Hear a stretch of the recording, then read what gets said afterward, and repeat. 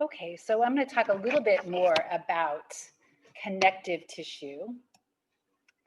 And we're going to talk about what is referred to as the connective tissue proper. So this is, doesn't generally or usually include things like, so not including cartilage, bone, or blood.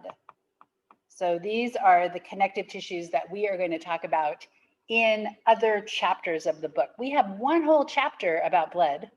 We also have a chapter that talks about the skeleton, and it talks about bone and the different types of cartilage. So the connective tissues are going to include kind of 3 different kinds. So we have what are referred to as the loose connective tissue, and I'm going to leave a little room. And then we have the dense connective tissue.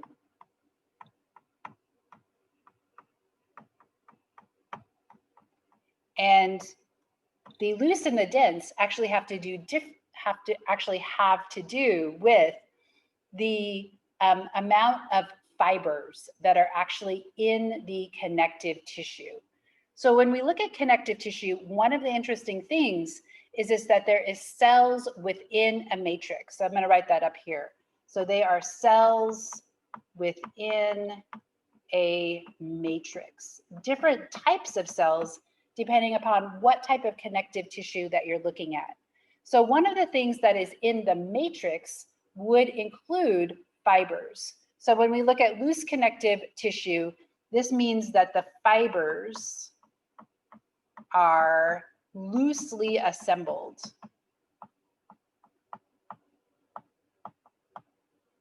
Okay. The dense connective tissue means that there's lots of fibers. What are the fibers? Primarily, they are collagen. So collagen is a type of structural protein that actually gives this tissue its white color, oftentimes when we see it, like tendons and ligaments, and bones are also actually white. So these fibers down here are also collagen fibers. When we look at dense connective tissue, there is actually 2 different types of dense connective tissue. There is regular and irregular. So this has to do with the orientation of the fibers. So regular means that the fibers are oriented like in one direction. Irregular would mean that the fibers are kind of like interwoven in an irregular fashion. So this has to do with the kind of the assembly of the fibers. So this has to do with how the fibers are put together. So how fibers are arranged. Okay. We also have adipose tissue. So adipose tissue is generally separate from the loose connective tissue. Let me look at my notes here, sorry.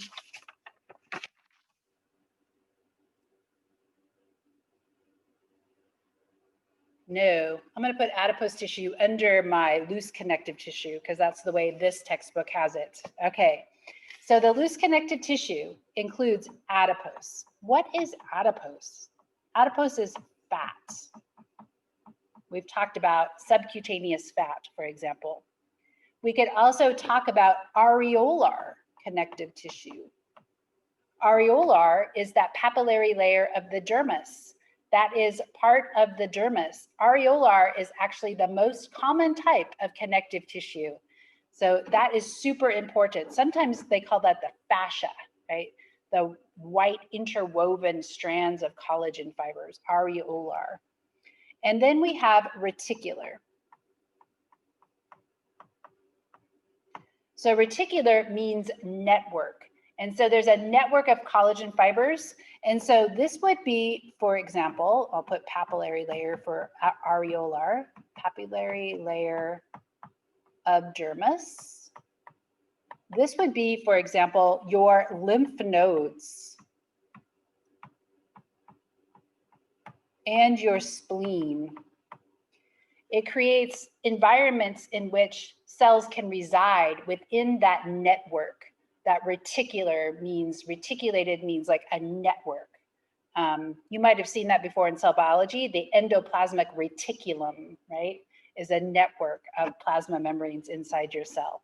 Okay, so then let's look at the dense connective tissue that has lots of fibers. So regular examples would be tendons, which connect muscle to bone,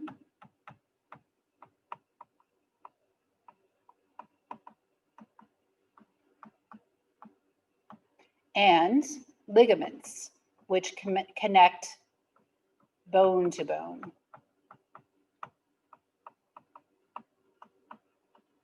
We're going to spend quite a bit of time talking about tendons and ligaments when we talk about joints, because these actually help to stabilize joints. You can talk about the cruciate ligament in your knee joint, right? You could talk about the biceps brachii tendon extending over your shoulder joint. Okay. Then we have irregular. So this would be where you have lots of collagen fibers, but they're irregularly arranged. So it's different than the loose connective tissue. But we have example, it would be joint capsules. And we're also going to talk about these, obviously, when we talk about the joints. So joint capsules would be an example of dense connective tissue that is irregular. Okay, so when we look at examples of these, this is a light microscope image.